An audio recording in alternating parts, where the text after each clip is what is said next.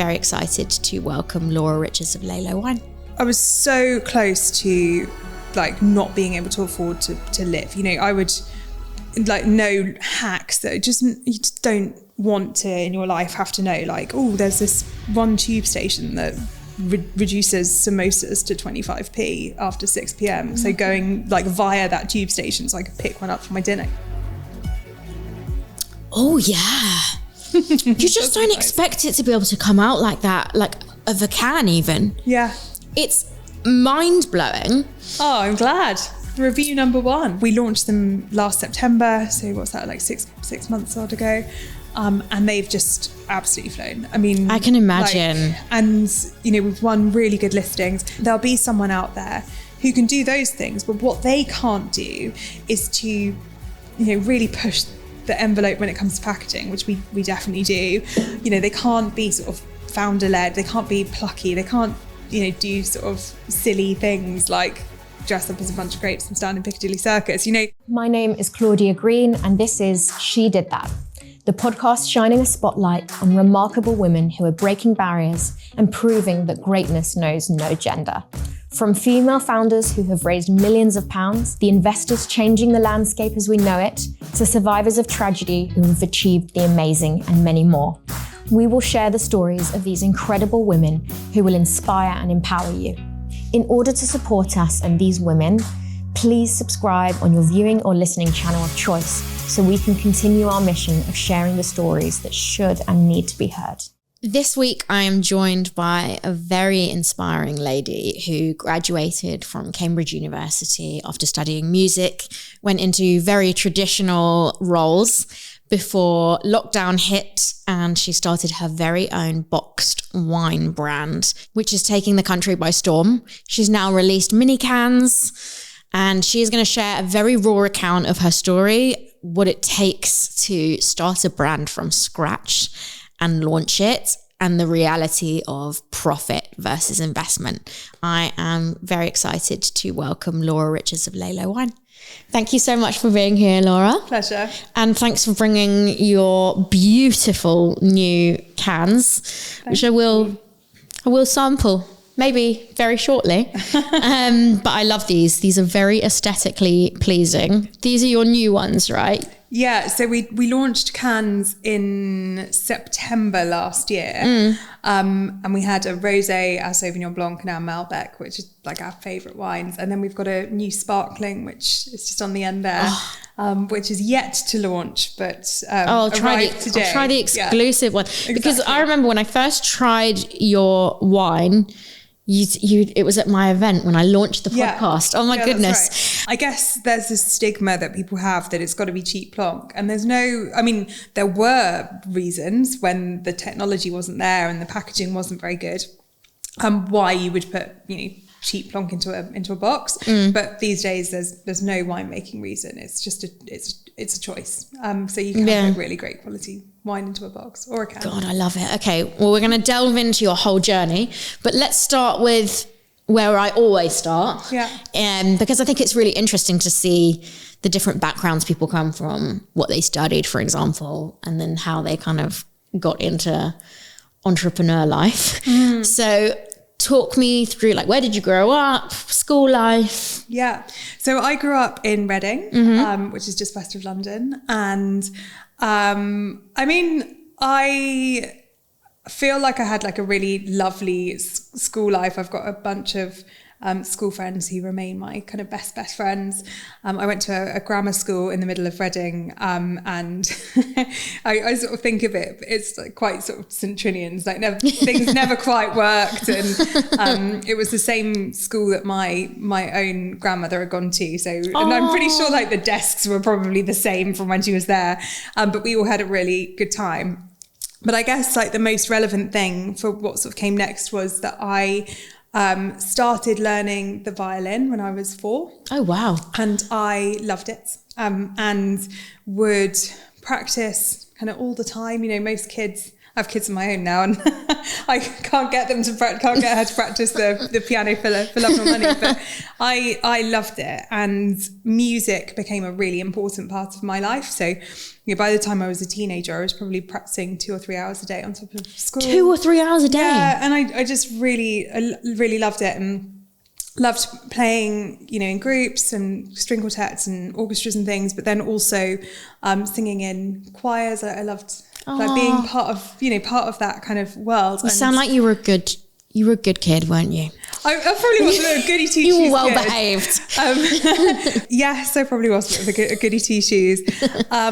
But when it came to university, for me, there was no question. I wanted to go to study music, and what I really wanted to be was a composer. Like, I liked writing music, and I liked all of the sort of really nerdy stuff behind it. Like, if you learn an instrument, you always have to do these theory papers, and most people hate those. I thought they were really great. So I ended up going to Cambridge. See, I love it when I don't know someone's background and then I find out they studied music at Cambridge. That's phenomenal. Thanks. Yeah. So it was, a really amazing experience. And, I was the first person in my whole family to go to university. Really? So it wasn't like, I think from going to a grammar school, it sort of was like, you did your A-levels and then you went to university. But, the idea of going to Cambridge was just certainly not like on the radar for me when I was younger. But, I was absolutely determined that that's what I wanted to do. And I went to Cambridge at 18. I had a choral scholarship, so singing in the choirs, which was just like life-changing and an amazing place. I learned so much, and part of that was music, but most of it was just, getting a sense of who I am and being plunged into this world that was completely different to the one that I grew up in. So it's scary though, isn't it? Yeah. Like imagine your daughter now, like at 18, she just goes off and lives independently. It's a bit wild, the whole thing. Yeah, I guess everyone does it. And I mean, at Cambridge, you are like quite sort of cushioned in that, because, there's a lot of studying to do. I turned up thinking, because I'd always been sort of like the best at music. So I sort of turned up thinking like, well, obviously I'm going to be really good at this. And day one, it was clear that I was definitely not the best. You were humbled. Yeah, very much so. And so there's the hard work piece, and then I had this scholarship, so I was sort of singing every day, and I wanted to do a good job of that. But then there's plenty of all the social stuff, and I guess you're quite insulated in those environments. But it was a huge learning curve, and like you say, like I went from someone who'd always sort of got the good grades and had excelled, to suddenly be like, oh my God, I am suddenly aware of this whole world of things that I don't know. And the pressure scary as well, particularly if you have a scholarship, and that's a lot of pressure for a little 18-year-old to deal with. I remember my granddad paid my fees, and I should hasten to add, I am an older millennial, so the fees were nowhere near what they are now. But I remember in that first year just being like, oh my God, I'm going to fail. And I'm going to have to tell him, and for that to be like, it was terrifying. That's a lot. Because he was so proud that I was going. And the idea of having to say, Granddad, I'm coming home. I didn't fail, so that was good. But I think that whole first year, I just lived with that, running through that conversation in my head. Oh my God. And I think people don't appreciate that actually. It's still Cambridge. It's people think, oh, you study music. Oh, well, if you know how to play the instrument, then that's all you have to do and you'll be fine. I don't think they actually realise that the workload is the same as any other course. Yeah. You've got the theory, you've got the practical, it's intense. One of the things that people say about Oxbridge that can be quite hard, if like me, you come from a state school background, is that you you have this sort of culture shock, and that people have learned a lot more. And I think actually for music, that's more profound, because the fact is that in state schools, it's a real broad brush statement, but, I went to a brilliant state school and the music teaching was terrible. And, it's the sort of subject where actually private schools with better facilities, with more sort of peripatetic teaching on site, clubs, more extracurricular, where actually it's, I'd say, sort of easier to excel and you get pushed a bit harder. So I think, for that course in particular, there is quite a big sort of culture shock if that's not what you've come from. But at the same time, I think music is about, it's about collaboration largely, whether you're a soloist and you're being, accompanied by a pianist, or whether that's singing in choirs or playing in orchestras.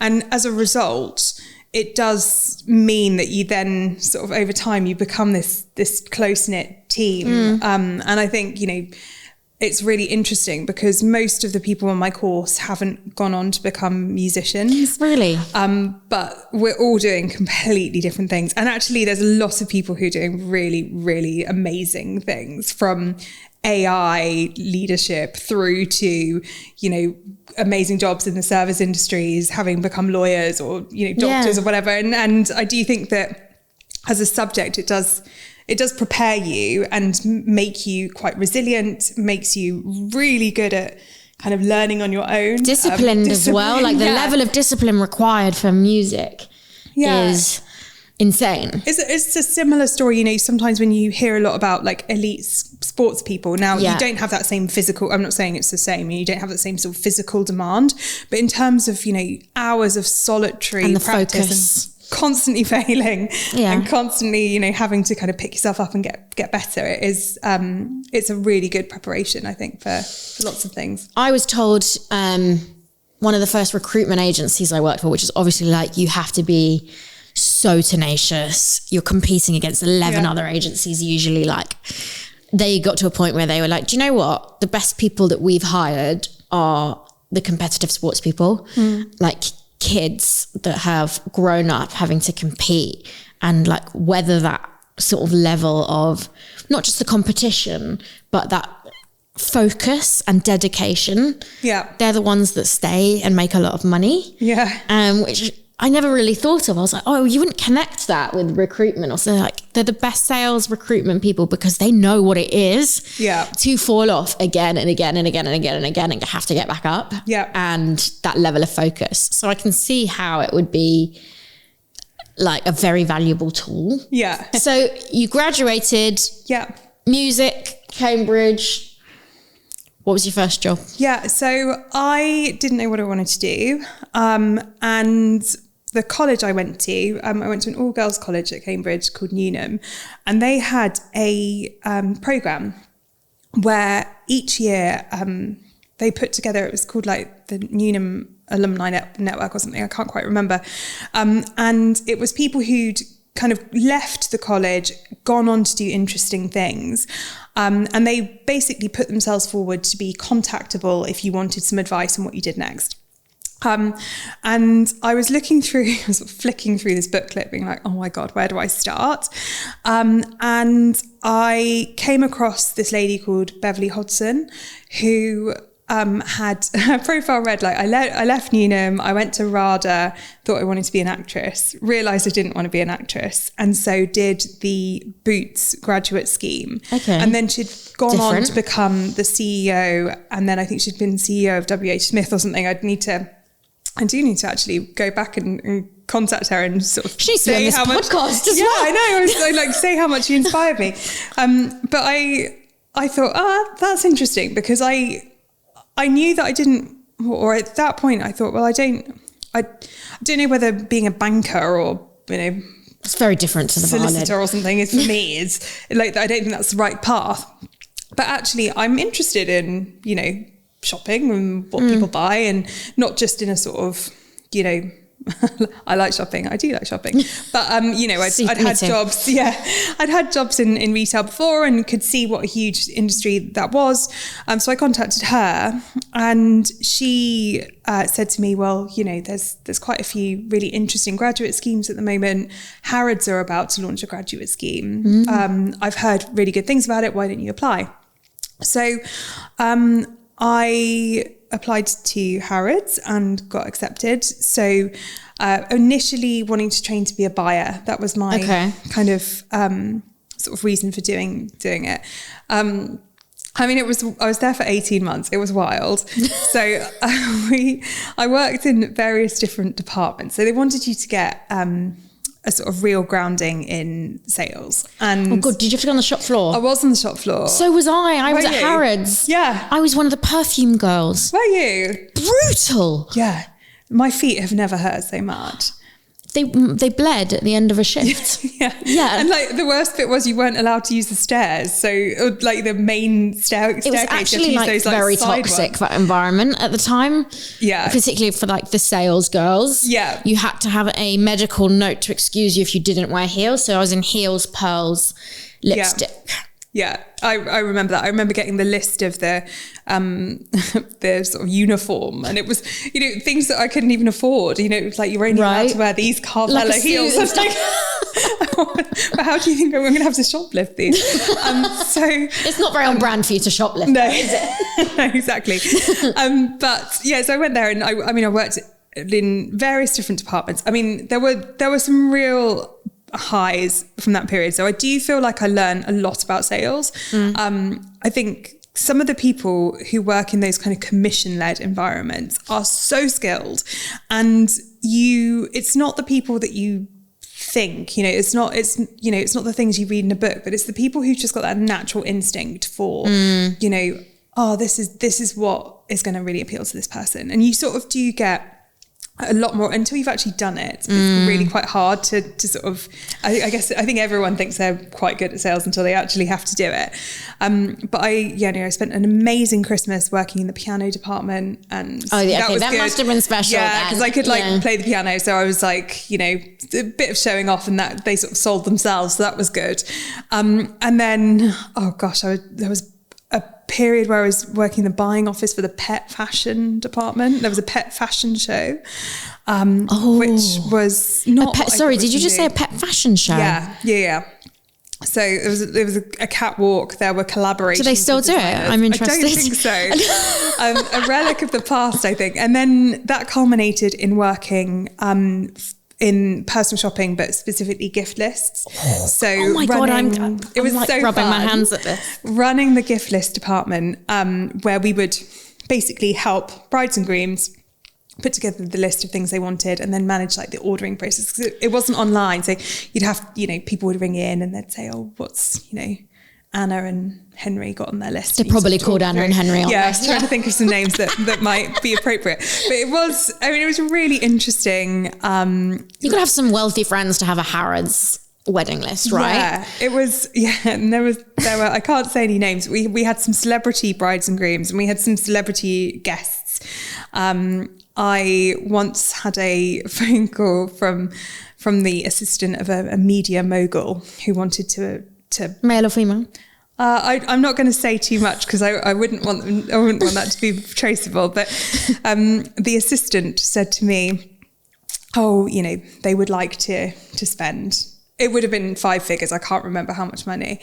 And so I took all the details and took those sort of notes, and the card declined, and it said, you need to speak to cardholder. Oh, so I see why you don't want to say the name. Yeah, I had to ask for the cardholder, and they were like, don't you know who they are? And I'm like, yeah, no, I do. I know quite a lot of details about them. I really do need to speak to them. And it was, probably the most famous person I've ever spoken to is because their card got declined. But it was needless to say, they definitely not because they weren't, not because they were I think it was poor. Just a random check. But yeah, so it was really fun. I mean, I'm going to be, there's no point in being anything other than honest. It was an amazing time. I made some really good friends in that period and learned quite a lot.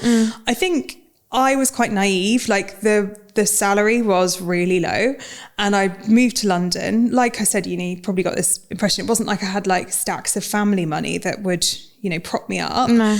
And so I was so close to like not being able to afford to live. I would like know hacks that you just don't want to in your life have to know. Like, oh, there's this one tube station that reduces samosas to 25p after 6 p.m. So going like via that tube station so I could pick one up for my dinner. Like I was so little struggle. money. It was a real struggle. And I guess I then sort of saw quite a few of my university friends and peers, able to enjoy themselves and go on the odd holiday. I'm not talking about being, there's some people who go into these like super huge like salary roles, but I just mean like people who had normal jobs were living, and I was working really hard, couldn't afford to really enjoy my life.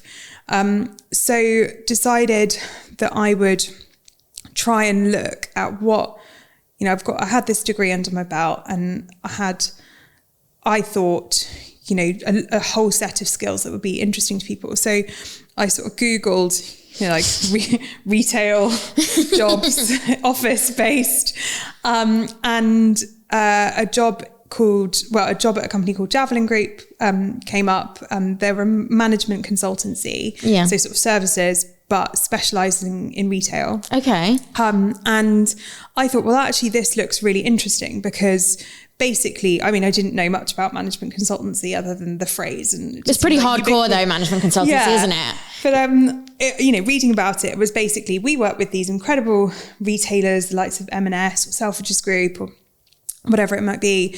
And we work on projects for them to help them improve. It was at the time when online was becoming much more important, but wasn't sort of as mainstream, it wasn't as ubiquitous as it is now. So lots of people looking for advice on how to move to online and how to merge online and store-based retail. And I thought that I could do this. Like, I'm genuinely interested in retail. I've done this 18 months and I really want to make that count. But also, I feel like I'm able to turn my hand to lots of different things.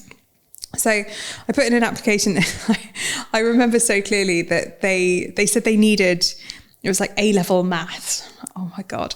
So I bought these like sort of, it wouldn't have been cassette, but like CD or something. You're not that old. I'm not that old. No, I can't think of the format. But it was like, but it was old school, and it was basically just like mental maths problems. They just threw this thing just threw at you, and I would for hours just sit and be like, God. Oh God, and like work through it. And then to do management consultancy, then have to do these case studies, and I was like on the internet, just like, oh my goodness, what like, how do I approach this? But like working really hard. And it was quite a intense process. But as the stages went through, I was like, well, I've done the maths bits, that was good.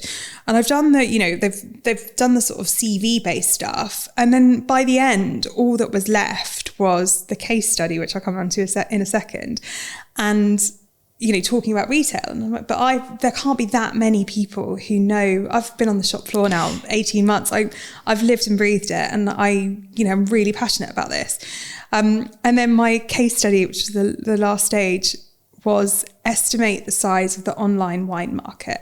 What? Which at the time I was like, who buys wine online? And I'm like, so it's funny. so weird. It's so weird. Needless to say, I ended up doing the job. I was there for, 4 or 5 years, worked with amazing people, amazing like colleagues from whom I've learned so much. My first boss there, a guy called Dan, is now the CEO of Debenhams Group, which owns Boohoo. Oh, wow. Like absolutely flying. Some of my colleagues, CMO of Seraphim, and other people have stayed in consultancy and are now like super senior there. But it was an amazing time. I learned so much. It was really hard, but it was, I loved it. What made you enter into the world of entrepreneurship, which is like just a shitstorm? Yeah. What indeed? Well, I guess like first of all, I left management consultancy and went into industry, and that's quite normal. Like most people decide that they either want to stay on that kind of service industries track, which I have to say now that I'm pushing 40 and all of those people are now partners, and I'm like, I can really see the benefit. Yeah, but you're the wine snob. But I basically worked for a company that we called Naked Wines. It was owned by Majestic. I know Naked Wines. Yeah. So I joined there as marketing director. Hadn't really worked in marketing before, but like I said, I have this like everything is figure outable kind of like mantra. And this was amazing. So my job was to communicate with their, at the time, probably like 200,000 subscribers, and to talk about wine in a way that people could understand. And, I wasn't single-handedly our marketing team. We had brilliant people running our social, our email, merchandising, all of that kind of stuff. But you kind of oversaw. Yeah, like sort of helicopter view of it. And what was very cool about that company is, although it was like by this point fairly large. I mean, I think when I joined, we were doing about 60 odd million in the UK. And then there was also Australia and the US. But it did have a real like startup mentality. And I think that was driven really from the top. So the founder was a guy called Rowan Gormley. He'd become the group CEO of Majestic Group. And then my brilliant boss, a guy called Eamon Fitzgerald, who ran the UK, and he was, I think he was like 28 when he started running the UK business. Wow. It was amazing. And he really valued lots of the things that I think are very important for entrepreneurship. So understanding like how to write to sell, the importance of something like copywriting, which often is like the last hire someone makes. It was so elevated at Naked, the copywriters and the people who could write the words for the heroes of the business. And we had a real focus on like customer service and the metrics that matter. So that was amazing. And I had a brilliant couple of years there. And I had a lot of fun as well. I learned so much about wine. I really fell in love with the industry. Were you a wine fan already? Well, kind of. So I was the sort of person where I'd love, if I was going on holiday, me and Ashley would organise to go to like Bordeaux or something. Okay, so you did like your wine. Yeah, but I wouldn't say I knew much about wine. I hadn't done my wine exams. What? Like Wait, that. what? So there's like sommelier exams. Yeah, so there's this thing called the WSET, which is like the Wine and Spirits Education Trust. Stop it. They do exams. They're actually quite fun to do until they then become very, very hard. But you basically it's a sort of course of exams that you can do. I haven't done them. I still haven't done them. I would like to think that I'd do pretty well, but I don't really want to test that in reality. I'd rather keep that as something that I can just say. But I don't know, I just was immersed with working with these kind of independent winemakers and being that halfway house between the winemakers and the industry, and then also the customers. And I loved it. So I left Naked in 2018. I actually left to have my daughter. So this was 7 years ago. And Naked was based up in Norfolk. And I lived up there by this point, but other than like my work colleagues, I didn't really have any friends up there. I was permanently on the train back to London. And so I thought, my friends and family, I need to be around them and have a support network if I'm going to have a baby. So moved back to London. I didn't know necessarily at this point what I was going to do next. I knew that I wanted to take like 6 months to a year out and then just sort of see. And I found myself a year after my daughter Sylvia was born, I was like freelance consulting. Some of these things were sort of longer term roles, but it was, working in a kind of sometimes like fractional capacity. Right, like consulting. Yeah, exactly. Or like, being a sort of freelance CMO kind of role. And this was really intended to kind of get me back into the workplace and kind of, thinking about what I wanted to do next, because as far as I was concerned, I'd already had the best job in the world. So I was like, I just don't know if anything's going to beat that. So I was doing that, then COVID hit. And I guess like the skills that I had, which were, an understanding of online, an understanding of how to sell wine and spirits and booze generally online, became quite valuable. Although, to an extent it sold itself, but actually, I worked with companies like Leon, naturally fast food, Vagabond, wine bars, businesses that had been kind of very much hospitality based, right? But who suddenly needed to think, either we just furlough everyone, or we try and create a section of our business that can cater to this kind of like at home world. So that was pretty good. The flip side was, I mentioned I was married to a musician.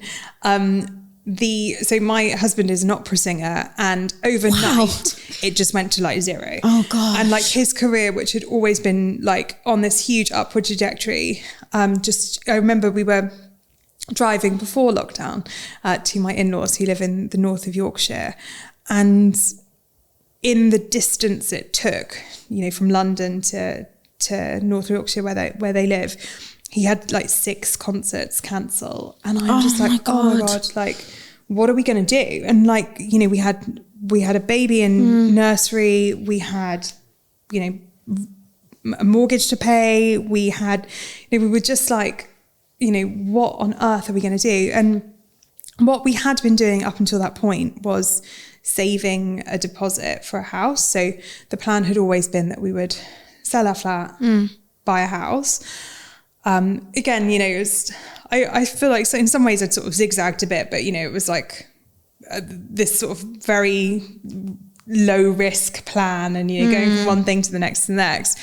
But it became clear, maybe 6 months into the pandemic that, even if things went back to normal and the world went back to normal, that it would be really hard for us to get a mortgage when there was, the sort of higher earner in our relationship was an opera singer, something that had been shown to be very, very, I guess, vulnerable to this change in the world and everything the pandemic brought.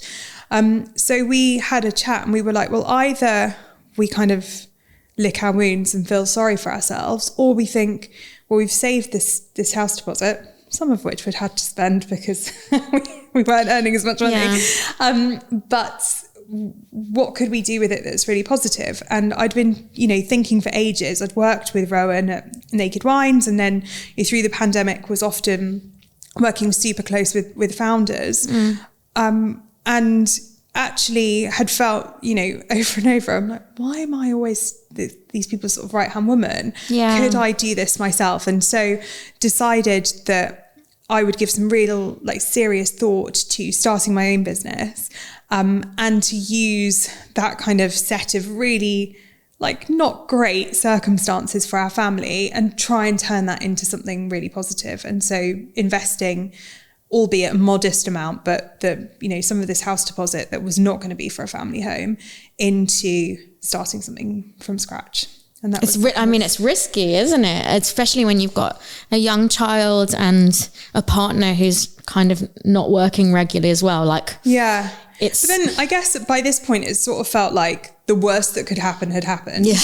And if everything went wrong, well, then I could just go and do some consulting again, and that would bring in some money. And I guess like I'd also just, it was very like exhilarating, sounds positive. It wasn't really positive, but once the carpet's been pulled from beneath you, you're like, oh, I kind of survived that. That wasn't as awful as I thought it would be. And so yeah, kind of got thinking, and then yeah, like the next question was, well, what is the business? And then it was an obvious move. Yeah. You're like, what do we love? Exactly. What do you have experience in? 100%. So I started that thought process, and it was like, well, I love the wine industry, and somewhere I felt I had kind of credibility, or I knew some of the pitfalls. Yeah. Which and supposedly valuable. the model in terms of like the supply chain of it, like the margins and things that people would never have any clue about. Yeah, exactly. But there are these two kind of big existential threats facing the wine industry. Like the first is that people are drinking less, and we see it everywhere on, LinkedIn or in the news. But they are drinking better. So, the actual wine industry is not in decline, despite what you would read in the papers. It's just that the volume is in decline, the value's holding. Yeah. So I was kind of interested in this as a concept, and seeing people more likely to order, for example, by the glass if they go out for dinner rather than a bottle. Right. And then the other thing was I was very aware of like the sustainability piece. In wine, we have, particularly in the UK, a real taste for wines from the New World. So New Zealand, Chile, Argentina, and it's packaged in glass, which often weighs more than the wine inside. And I kind of felt like, with my management consultant hat on, I was like, well, I can see in other industries, be that beauty or fashion, that consumers have started to really question the sustainability of the products they're buying. And what's gone from kind of a slightly woo-woo, I'm going to, in a very elitist move to only buy organic bread or whatever, it's becoming a mainstream choice to be more sustainable. And the only way in wine that you can materially change the carbon footprint of the wine that you're drinking is to think about packaging. So I was chatting to a friend about this guy, he has the Master of Wine qualification, which is that if you do all your WSET, you end up with this crazy qualification. And he said, yeah, what about boxed wine? Joking, boxed wine. You're like, ew. I'm like, definitely not. And he said to me that what I said earlier, which is that, there's no winemaking reason why a great wine can't be packaged in a box. And in fact, if you look internationally in the Nordics, where they have a real sort of eco agenda, 50% of the wine market is boxed. Wow. In France, 44% of wine sold in supermarkets is in a box.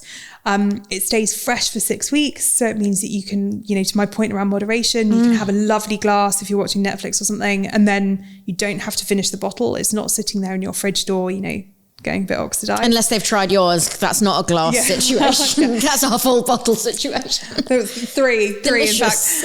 But I was sort of playing with this idea and thought, boxed wine, that sounds really interesting. It sounds like, it meets the kind of problems that the industry is facing, and no one's done a good job of it. No one was doing sort of great wine in a box. Except I went to Marbs. Yeah. And they had a sangria in a box. Oh yeah. It was really bad. Was it? So that was my only exposure to boxed. Oh. Well, there's not really much excuse to do a bad sangria, I think. It's like, I don't know if I'd have done much with this, but then my friend and the former COO actually of Naked Wines, she's also called Laura. She contacted me and said, I've had this great idea. I want to run it past you. I'm like, cool, what is it? And she said, it's boxed wine. And I had to screenshot all of my work that I'd done. It was so basic, but I'm like, I'm not ripping off your idea. I had the same thought. Let's do it. So we both, like I said, put a bit of our own money in. We bought 2,000 litres of Rioja from Spain.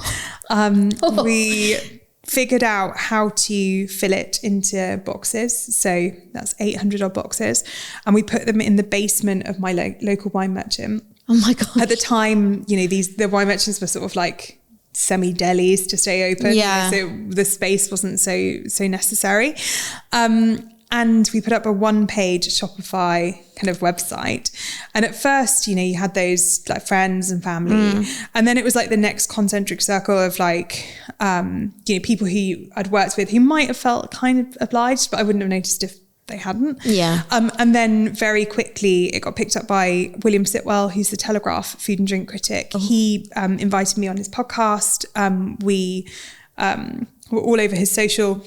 And we sold out of that first 2,000 litres in 13 days. Wow. So it was really fun. This was back in 2020, November 2020. And despite being, I was obviously a former management consultant, she was a former banker, we hadn't actually like put any sort of minimum hurdle in place. It was an experiment with no sort of, metric, which is terrible practice. But, anything that we had put in place retrospectively, it would have smashed through it. And we decided in the beginning of 2021 that this was something that we wanted to do properly and to resign from our jobs and focus on Laylo. So yeah. And Laylo was born. It was born, yeah. Should we do some ASMR? Is it called ASMR? Yeah, I think Have I got that wrong? It's right. Okay. Oh, is that going to make a... Oh, yeah. Nice. Oh, yeah. French sparkling wine. Okay, so we've got French sparkling Blanc de Blanc. Mixture of white grapes, Chardonnay. Oh. Oh, yeah. You just don't expect it to be able to come out like that, like of a can even. Yeah. It's mind-blowing. Oh, I'm glad. Review number 1. Am I your first reviewer? Yeah, I think so. They literally arrived this morning. Oh my God, I'm so honoured. That's phenomenal. Thank you. But it's so weird because you expect that when it's been sitting in a can, it's going to taste differently. Yeah. But that could easily just be in a restaurant poured into a glass. Yeah. I'll make sure. I'm just going to make sure. It's just so good. Fab. I would say please. So good. I'm going to sip that intermittently because obviously I can't be rude and offend you and I must finish the entire can. Obviously. So, boxed wine. Yeah. You'd sort of tried and tested it. Yeah. You'd launched it as a business. Obviously, like, as co-founders, you had really great backgrounds in this industry. At what point did you realize, okay, we need to fundraise in order to take this to the next level? Yeah, pretty quickly. One of the things about wine is it is fairly capital intensive. So I have huge respect for everyone who bootstraps their businesses. And I think, my nature would have been to be like, I'd rather do that.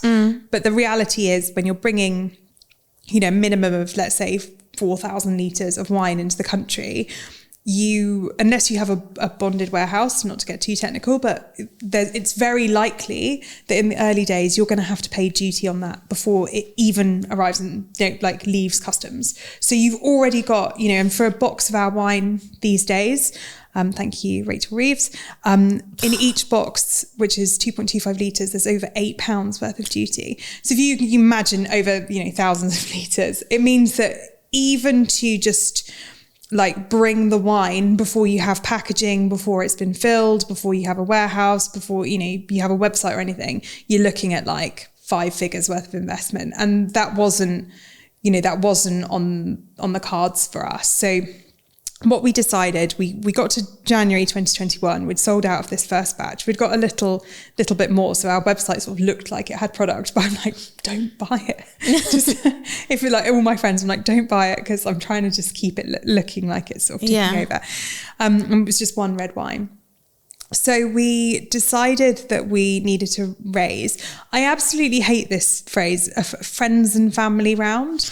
Now, a couple of my friends worked in and around investment and did invest. None of my family would have been able to invest. And I find that phrase so uninclusive, but just for purposes of it's a friends and family round. It's a friends and family round. So it had that lovely SEIS, tax benefit.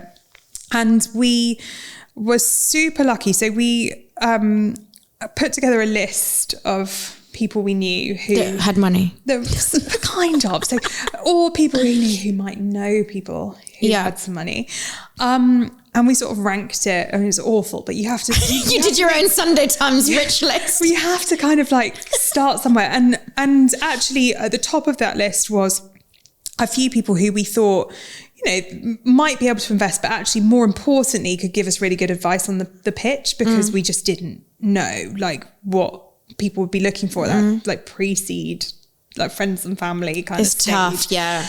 So we sent it out we decided we'd, start with, it was very management consultant. I can see the spreadsheet in my mind's eye, and I'm the fact that there's a spreadsheet. Yeah. There was a lot of conditional formatting. But we sent it out to the top 5 people on that list. It spread like wildfire. So friends who worked in VC, a couple of friends who'd been founders themselves. And I'm not sure, I actually don't know if we ever got beyond that first 5. Maybe we got down to like 10 or whatever, but through conversations from that initial round, or that initial send out, we were originally raising 150k, which was for no scientific reason. It was just because that was the SEIS cap at the time. And then we were 3 times oversubscribed. Which doesn't happen. It's not been, I would like to say it's not been consistently my fundraising experience. And I know that was a great privilege. So what we decided to do was to take 300k from angels, and like just an amazing group of people as well, like really sort of amazing group of founders themselves. So I've said publicly before, and they will know that, like, they won't mind me saying, but the founders of Butternut Box, which is a business that I really respect. I'm a customer. Yeah, it's so good. They joined our cap table, and like I said, some amazing kind of VC contacts. And so we walked away from that kind of first fundraising experience with some money in the bank, which obviously is, I mean, if you're fundraising, that's kind of the number one objective. Yeah. But also an incredible like pool of expertise and people who could really champion us. And I'm so glad, it was quite hard in that first round. I mean, first world problem, but it was quite hard. We did turn some people down, turn some people away. What a dream. There was one guy who had lived on my road, and I was like, I'm going to have to see him every day. We'll just take the investment. But the point was that we were in this fortunate position, and we decided that actually we wanted to have the best group of people we could. And I mean, actually that group of angels continue to be some of the most engaged people on our cap table. And I love sending them updates, because I know that I'll get some really good advice off the back of it. So you did turn the neighbour down? Yeah, I did. Yeah. Do you still live there? Yeah, we do. And it was very awkward. But that is quite uncomfortable. Yeah. I mean, I'm sure they'll survive. But we raised that first round. I mean, it was £300,000. Obviously, like at the time, I'm like, you think that's a lot? That's more money than I'd ever seen in a bank account before. I'm like, that is insane. Yeah.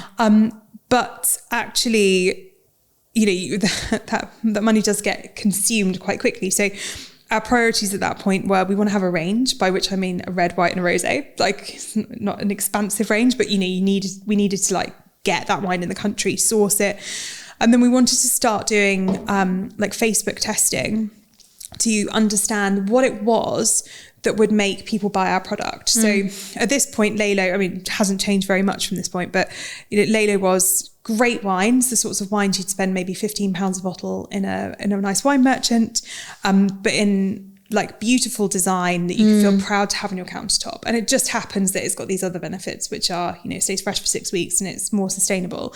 And we spent a lot of time like playing around with the messaging to kind of understand what it was that would make someone spend, £35 for a 3-bottle box on our wine. And, some of that data I still think about and go back to, to this day, which is, people tell you that sustainability is their main driver, but it's not, is it?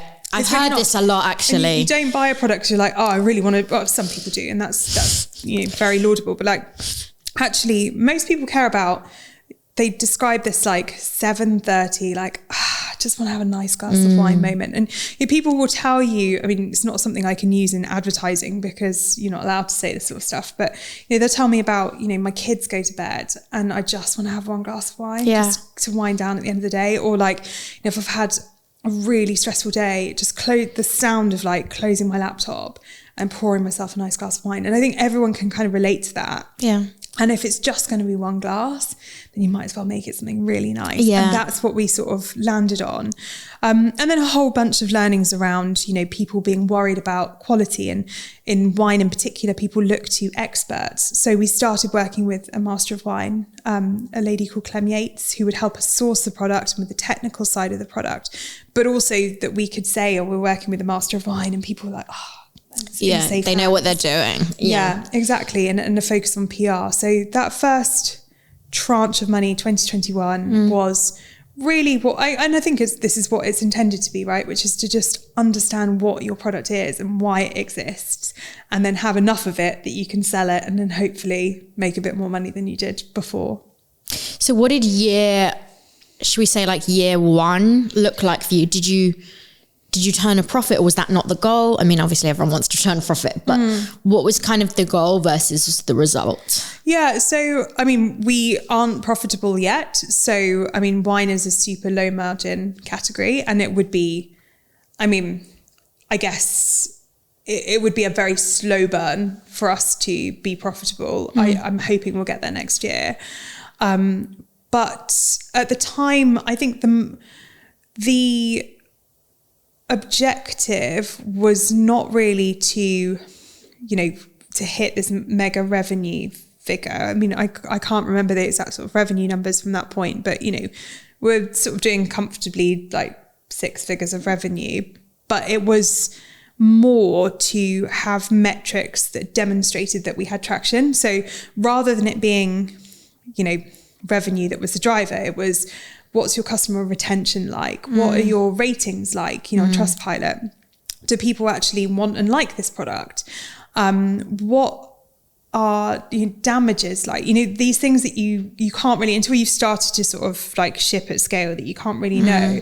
So that we could paint a picture by the time we wanted to raise pre-seed that said, this is a product that there is demand for. And while we're still a small business, these are the metrics we've been looking at. And we know that if we acquire a customer at, I don't know, £20, that we will get payback on that customer within 2 months or whatever it might be. Because they're a repeat customer. Because they're enjoying the product and they're repeating purchasing. So although, it's very easy to get like dazzled by revenue, but I think there were those other sort of secondary metrics which I think were more important to demonstrate a bit of like product market fit. I guess the sort of holy grail when you're starting a consumer startup. Which is kind of hard though, because when you're invested in it, I imagine, and when you think, well, I love this product, it must be really difficult to take a step back and think, but does everybody else love this? Is it just me that thinks it's really cool and tastes good? And that must be quite a difficult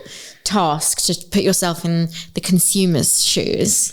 Yeah, for sure. I think there are 2 things that I would say on that. I think the first is that what people say and then how they behave are quite different.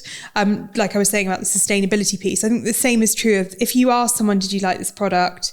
They're probably going to say yes to you, particularly if you're the founder. Yeah. It's quite hard to get like objective feedback. But more important than that, if we could see that customers were on average coming back, 2 weeks after they've made their first purchase and buying again, that's a really good indicator, not of what someone feels obliged to tell you, but of them actually demonstrating that in data. And I think that's a useful lens, particularly when I'm a real people person. I love chatting to people, but like it's useful sometimes to be like, well, I hear what people are saying and they're saying nice things, but is this manifest in what I can see in front of me? And then I think the other kind of piece around like designing for yourself, or when you create a business that appeals to you, is to start to kind of have, I guess, as many conversations with the people who kind of buck the trend rather than sort of staying in your echo chamber. So we did these like customer calls quite frequently where we'd just ring people up and be like, hey, I saw you bought Laylo, like what was it that appealed? And although it's like, it's not a very scientific approach, but if someone was, had ordered from I don't know, let's say Sheffield, somewhere that's kind of outside of our like normal like home counties little bubble, or London and Manchester kind of bubble, we'd make a point to like talk to them and where did you hear about us and how, what did you think, and try and sort of get feedback, almost rather than looking for the people who were going to give you like positive affirmation, to seek feedback from places where you maybe weren't going to get such a sort of slam dunk. It's quite uncomfortable, but I guess. But that's actually, that's so interesting though that you say that, because it's going for not your typical customer being like, oh, what drew you to this? And maybe there's an angle to this that I hadn't identified yet, if it's appealed to you and it's not our usual target market. Yeah. And also something like wine, you know, lots of people love wine. So it's very hard to say it's this gender, this age bracket. Like, it's so... Like, you know, my grandma loved wine and I'd have a glass of wine with my grandma. And I think that's one of the beautiful things about wine is that like, it's multi-generational, but it's quite hard to have like a, you know, I always think when you do that, the targeted marketing on, I'm not a performance marketer, but when you do it on Instagram, for example, and it says, create your own audience and you pick countries and you pick sex and you pick ages and things, you can kind of do that for a lot of products. Yeah. But wine is like, how on earth do you target it to the right people, and how do you maximize your marketing spend to not think, I'm just trying and testing all the time? Yeah, it's like, I guess as a marketer, I suppose there's two schools of thought, right? Which is, the first is that, you know, you find your target and you're very intentional about your kind of bullseye customer. And that's a really good way, I think, of getting your like first evangelist customers who will like tell their friends, and, you know, it's got this sort of nice sort of referral kind of vibe around it. But I think, you know, the fact is that wine is a category that can be fairly mass market, you know, and no one's like, we weren't setting out to create a very niche brand. We wanted to create a brand that would have kind of wide appeal and, you know, inspired by Naked Wines, where that was a business that, you know, hundreds of thousands of people subscribed to. And while there was a kind of bullseye and we knew that there were certain types of customer, there were also whole other groups that, you know, in isolation could have been a business, but, you know, who had this kind of need state that made Naked Wines appealing. So I sort of feel like from the get-go, I have been quite interested in, you know, if I create a product and I think that, you know, people should like it and we get traction, I am interested to see, you know, who else might this appeal to and what are we missing? And I guess, you know, that led us in 2023 to realize that actually for boxed wine, we were focusing on D2C and drinking in the home, but actually we started to get larger orders from restaurants and bars, and they were saying to us, well, actually, you know, we're a small independent restaurant, we have you know, a limited wine list by the glass, and you can imagine if someone orders a glass of rosé on a Tuesday, we might open that bottle and the next glass might not be ordered till Thursday, Friday, and then that customer's getting a really bad experience, or we're just like have high wastage. Boxed wine, having a quality boxed wine means that we can offer more wines by the glass. It reduces glass recycling fees. Then these are things that, like, we didn't design that product at all for the on-trade, so bars and restaurants, but it was through kind of paying attention to the data and spotting these kind of outliers that we were like, well, wait a second, maybe this is a group of people for whom this product might be really relevant. That's and valuable. So interesting. So you've now got this whole B2B model as well, where you can sell to essentially restaurants. Yeah, restaurants, bars. So the chronology of it was we did that first round, we learned a whole bunch, and then we raised again at this pre-seed, and that was again from angels.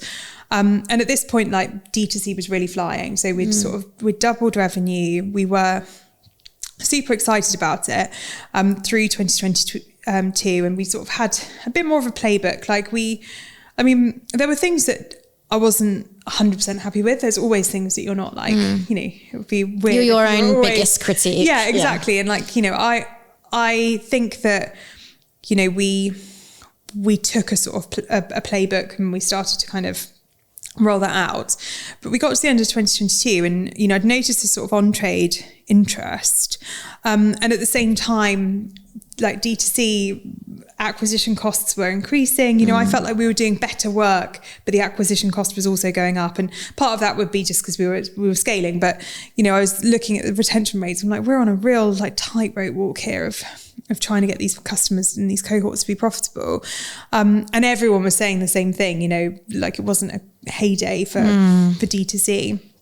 And so in 2023, we decided rather than fundraise again and continue on this D2C kind of fundraising journey, that instead we'd start to investigate this B2B opportunity. And so we radically cut marketing spend out of necessity. Like, it was a good experiment, but we cut marketing spend by 90%. Whoa. We started to do things that were way more creative just to get like a bit of like visibility.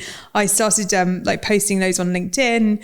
I've noticed that because I follow you on LinkedIn and I love your LinkedIn posts. Thank you. I that wasn't something that came naturally to me, but I now really enjoy it. But like at the time it was like, okay, well, what are the ways that we can get eyes on this business that aren't going to cost us money? And then we sort of on the side started to explore the on-trade and then also off-trade. So retail basically, and we got a listing in Whole Foods and lots of sort of independent wine merchants. And so it went from, it was a really interesting year because it sort of went from being a D2C only business, which was sort of very data driven, to exploring these new areas and to try and prove. It was almost like being back at that like friends and family stage again, where you're like, I just need some nuggets of green shoot here to like actually show that there's a business that could emerge from this, all while keeping D2C going while spending no money. So it was exhilarating, and launching a load of new wines in the process, and sort of understanding what our range needed to be. So is this in store, or the cartons, you can buy it in store now? So the boxes you can, yeah. So they're in Whole Foods and, like I said, independent wine merchants. Yeah. Then last year, so 2024, we launched on Ocado. So the boxes on Ocado. The cans came about. Yeah, I love this story. Like I've seen this on LinkedIn. Months. Tell me the story of the cans while I sip. Very good. I wish I could. I'm currently pregnant, so I will not be partaking. So it was like, in this period when we were trying to sort of do more attention grabbing things, things that are a bit more creative, April Fools came around, and we did this April Fools where we pretended we'd made like mini boxes, so it looked like cartons, like Capri Sun sort of, or like, you know, Robinson's carton. Yeah, that sounds amazing. And they were like mini boxes, and we took photos of people like on the tube or like out and about at the school gate kind of thing. And people loved it. Like, we launched it as an email campaign and then also on Instagram. And like, it was honestly our best launch. It was like quite embarrassing. You're like, this isn't it doesn't exist, but it's our best launch. And even, you know, residual, like months later, when we were talking to kind of retail buyers, they're like, oh, are you doing those cartons? I'm like, oh no, it's an April Fool's. But it really sort of spoke to something that people liked, which was these like minis. And so last year, once we'd sort of, spoiler alert, the on-trade went really well, and we ended up raising again last year. So we raised a seed round. It was a good one, wasn't it? How much was it? It was a good one. So in total, with a little bit of ASA beforehand, it was 1.1 million. And it was led by Another Way Ventures, which is amazing consumer-focused VC. We had like lots of on-trade like opportunities, and the people started coming to us and saying, look, we love the boxes, but you know, we're a theatre and we've got fast serve, or we're you know, a train line or an airline or whatever it might be, and the boxes aren't operationally right for us. Have you thought about canned wine? And I thought back to that post, the April Fools, because I was kind of like, well, I know that there's also this sort of D2C demand for Laylo and Mini. Let's see what we can do. So last summer we set about, challenged our master of wine to help us with the technical side, putting our kind of best-selling wines, our Sauvignon Blanc, our Provence Rosé and our Malbec into can. And they look remarkably like the minis. I mean, like they're obviously circular rather than yeah, square, but they're still like... It's still the same sort of look and feel. And we had them ready to go in September, and it's just been amazing. So, I mean, in boxed wine, there aren't that many people doing what we're doing. In canned wine, there are more people. So most people would have seen on the shelves in the supermarket a canned wine. I've never seen it apart from you. No. Oh, so like, obviously, I'm looking out for it, but you know, there are sort of people doing canned wine, largely entry level, which makes sense because it's, you know, like cheap, grab and go.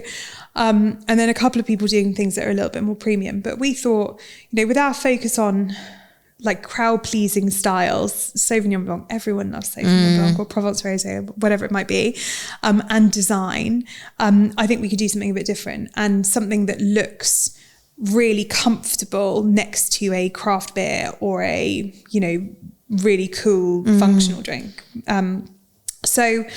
Yeah, we launched them last September. So what's that, like six months odd ago? And they've just absolutely flown. I mean, I can imagine. Like, and, you know, we've won really good listings. It's quite, the only thing about the on-trade, D2C, if you have a good, you know, maybe you run a good campaign or you send an email with an offer or something that really captures people's attention. You send it out and then you've got that immediate feedback. You're like, oh my God, you know, yes. It's so exhilarating. I love it. And, you know, I've just been really used to that. The thing with the on-trade is that you win a contract or a deal, but that might not roll out until, you know, like months later. So we were in over Christmas and sort of January in this I hate January because of dry January anyway. It's the hardest time to sell wine. It's like the worst month. Yeah. We were in this limbo where we're like, well, like on paper, last year looks pretty good. Like it looks okay. Not the best, but not the worst. But knowing that we'd won these big contracts for the cans. And so it's really been in the last few weeks, so in like March really, when the can contracts have started to roll out and we're like, oh, that was all that hard work. Like now we can see that in the revenue. And, you know, we were at 4x B2B revenue in March, 3 times revenue overall. Nice. I mean, we've already done more in April. We're recording this in early April. Already done more revenue in the last 4 or 5 days than we did for the entirety of April last year. And it's so exciting. Love that. And like I don't know, I think, you know, some businesses have, you know, year one is kind of quiet and year two, and then suddenly they're on this hockey stick. You know, I've been doing this now for 4 and a bit years. Yeah, 4 and a half years.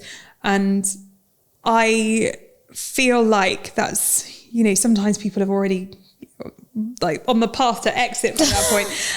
But this is our point of like that sort of, I guess, tipping point from being something that is niche and has like, I mean, our customers love us, like, you know, really real evangelical customers, but to actually having a product that is much more kind of mass market. And I'm super excited about like what that brings.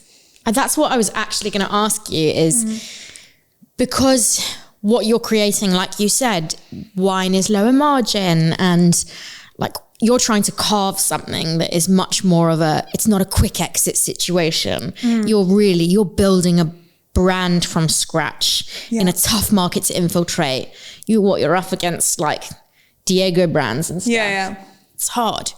How have you stayed motivated? Because you say, okay, you're going to hit profit next year, and that's really exciting for you. But a lot of people would hear, oh, you've not hit profit yet. Yeah. How do you stay motivated to keep going? Have you not hit profit by choice because you've reinvested so much?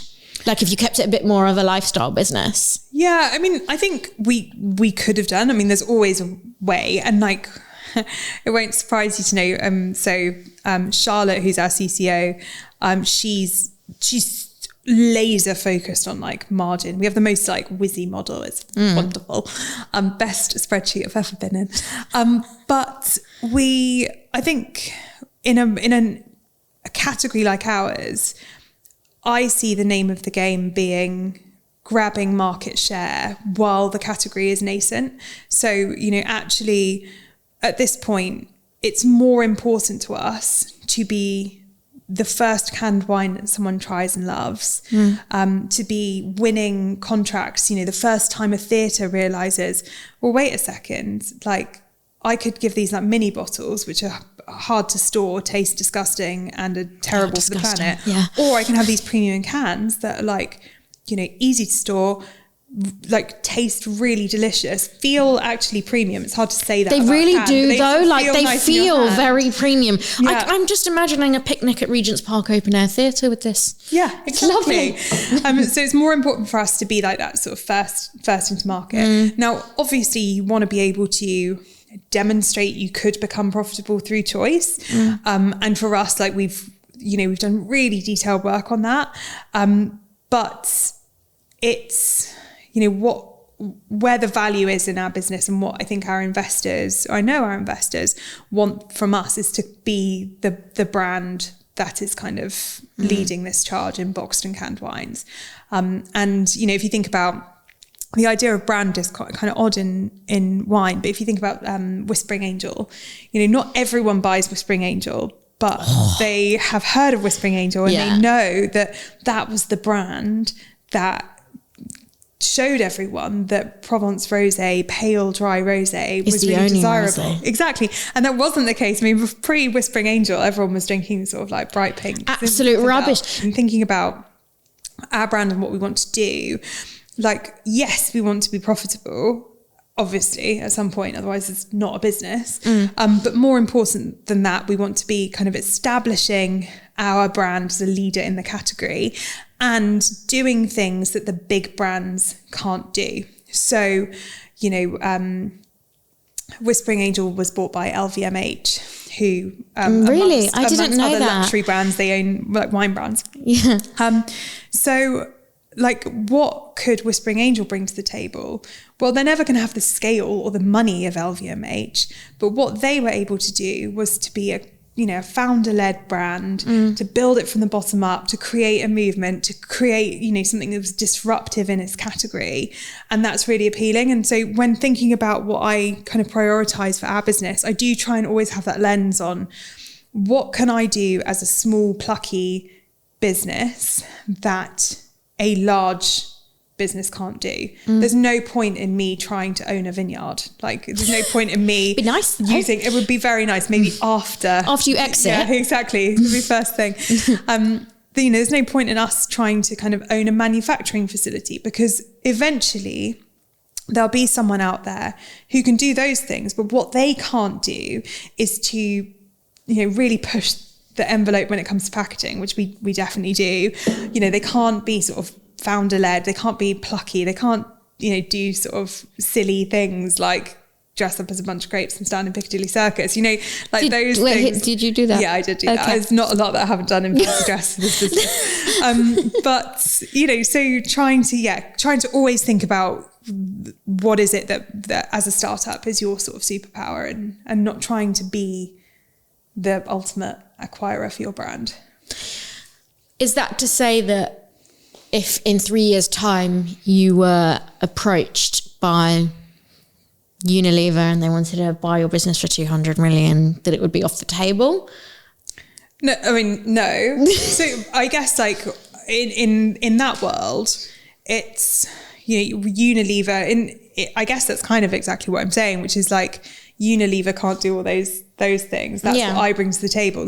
My ultimate goal for Laylo, like, I don't think you go into doing what we're doing, startup world, without thinking. Some people, they want a lifestyle business, and that is fantastic. And like I said, I really applaud that, and it's probably more suited to my personality prior to starting Laylo.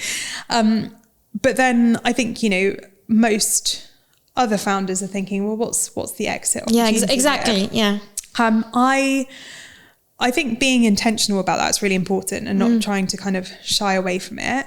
But I also think that for me, there are a couple of priorities. I think the first would be, I love the idea of the brand living beyond me, but I mean just like living beyond me being involved in it. So I think that whoever ultimately acquires our business, I would love for it to be someone who has like superpowers in like scale or manufacturing, like owns bottling facilities or canning facilities, or the things that or like make it more sort of global. Yeah, exactly.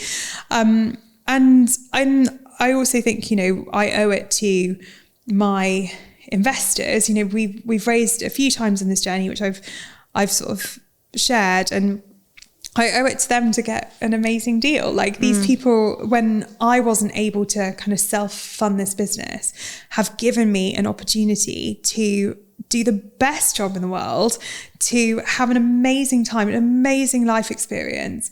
And like, sure, there are softer ways in which you are an investor in a business when you're the founder. So, I've spent 4 years of my career where I could have been in some high-paying role. Yeah. Certainly not the case. I've invested like my time and my energy. I never stop thinking about Laylo, even if I'm not working.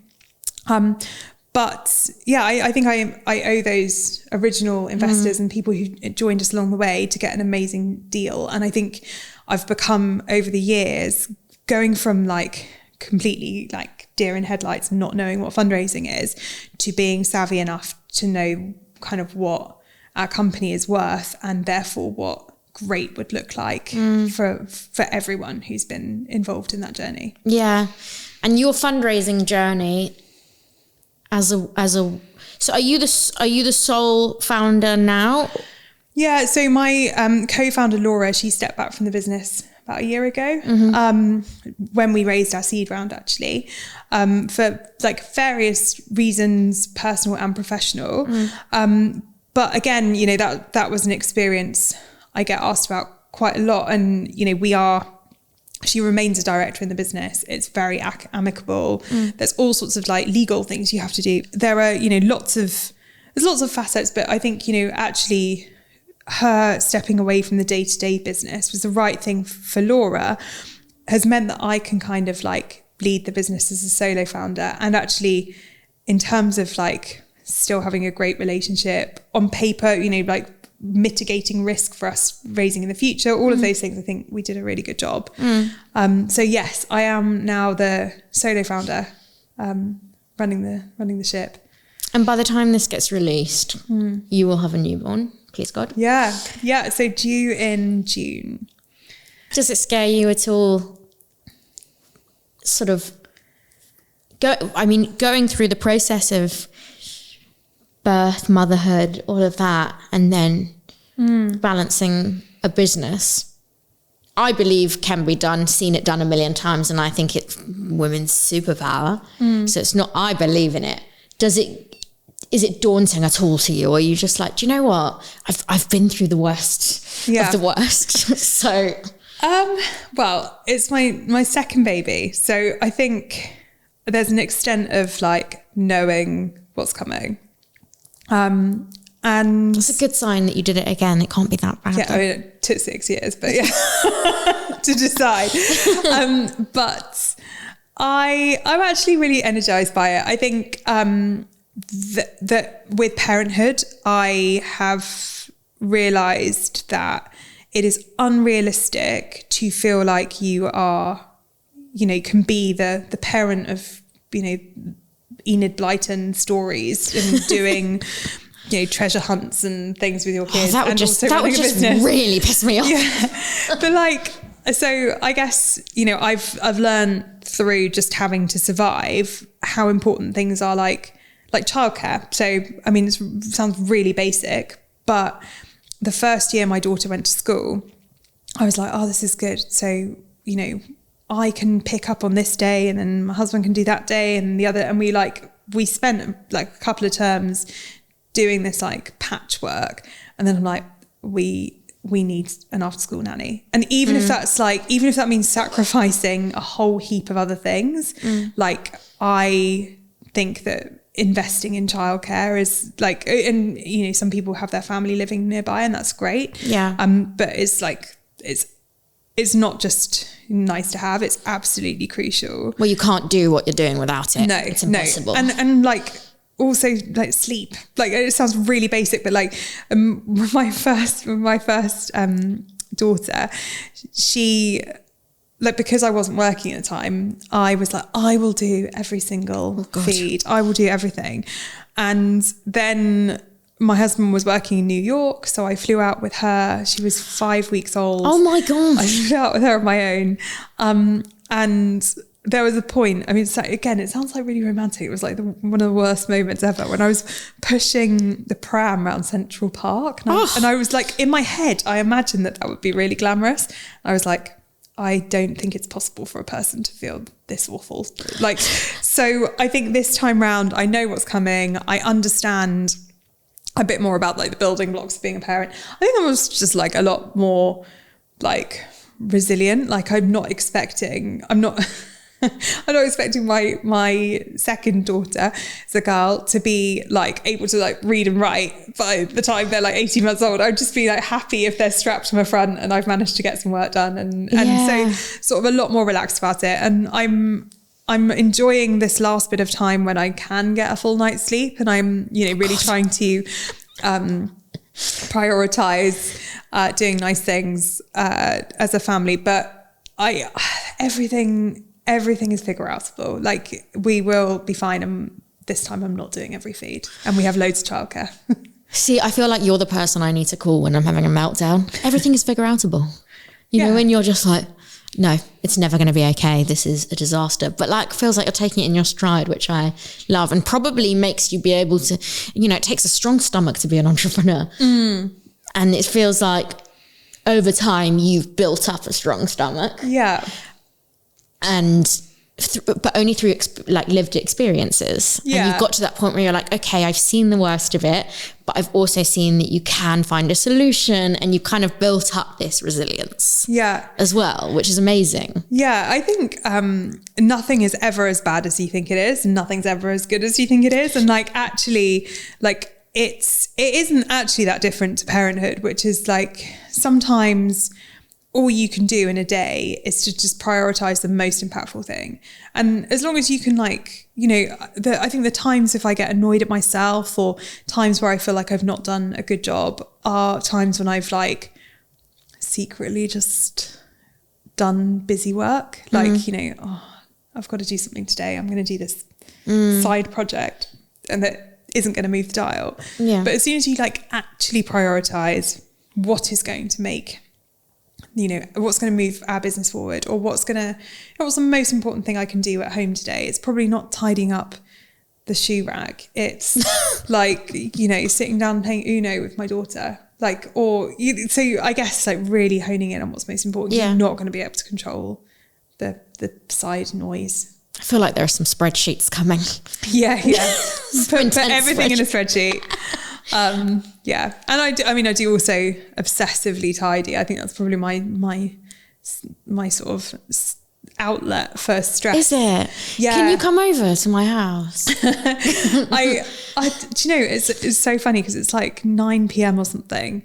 I finally like maybe finished off emails and my daughter's asleep. And I'm like, I feel like I've either got this choice, which is either go to bed or just obsessively tidy. And it must be just my way of computing everything that's going on in my head.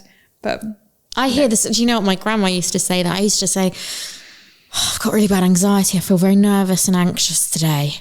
And she'd be like, it's because you're not busy. Do the dishwasher, like mop the sides. And I went, but I just said I felt bad. Why would I do something that makes me feel worse? And she was like, it's not though. You just got to like busy your mind. I'll never get that, but like, go you. Yeah.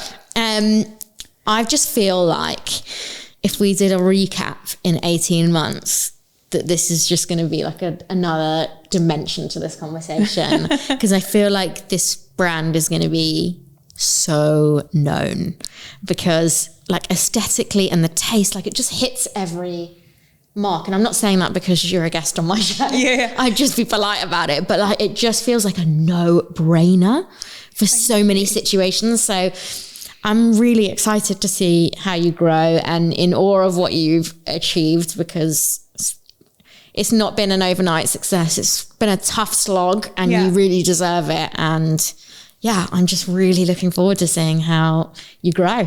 Thank you. Thank you so much for coming on. And also, this was so insightful. I think anyone that is looking to start a consumer-facing brand, I think probably wish they'd heard a conversation like this, if not this one, before they'd done it. Yeah. Because I think there's just so many things people don't take into account. I hope they haven't put people off. Sometimes it's good to know, and sometimes it's better not to. But you know what? Better to, in a lot of ways, instead of like plow your money into something, invest all your savings without really having like a real picture. And I think that's one of the things about this podcast, is that I want to create a real picture of what it actually looks like. Yeah. And that, like, okay, when you see a cute picture of you with your wine snop cap on LinkedIn in the sunshine with your can, it looks really glamorous. But on the back end of that, the back office, well, like a lot of hustle and grind involved. So I think it's important. But thank you so much. This was amazing. Thank you.